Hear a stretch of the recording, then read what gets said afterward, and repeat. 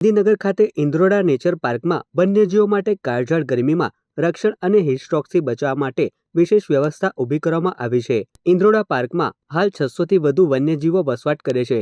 આ અબોલ જીવોને લૂ અને તાપથી બચવા માટે આધુનિક માઇક્રો ક્લાઇમેટ ઊભું કરવામાં આવ્યું છે. માંસાહારી જીવો અને સર્પગૃહમાં 15 જેટલા જમ્બો એર કુલર્સ લગાવવામાં આવ્યા છે, જ્યારે ખુલ્લા વિસ્તારોમાં કુદરતી ઠંડક પ્રસરાવવા માટે 20 હાઈ પ્રેશર સ્પ્રિંકલર્સ સતત કાર્યરત કરવામાં આવ્યા છે.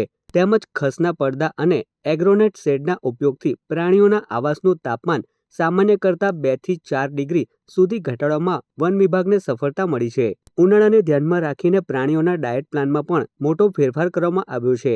ભારે ખોરાક પચવામાં તકલીફ ન પડે તે માટે હિંસક પ્રાણીઓના માંસમાં 1 કિલો સુધીનો ઘટાડો કરાયો છે. તો બીજી તરફ પક્ષીઓ અને અન્ય પ્રાણીઓના શરીરમાં પાણીનું સ્તર જળવાઈ રહે તે માટે તેમને તરબૂચ, શક્કરટેટી, કાકડી, વિટામિન સી અને ORS પાવડર આપવામાં આવી રહ્યો છે.